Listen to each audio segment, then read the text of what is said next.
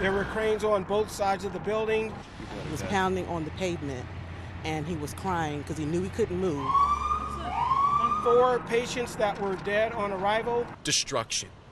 A massive crane collapses onto busy Mercer Street, crushing 6 cars, killing 4 people, and injuring even more. Officials say 2 crane operators died in the crash. Another 2 drivers were killed when the crane fell onto their cars. I saw a man laying on the ground, and I saw the car crush his abdomen, and then the crane was on top of the car. And I said, there's no need to do anything else but to pray for him. Among the injured, a mother and her young child. Miraculously, they survived.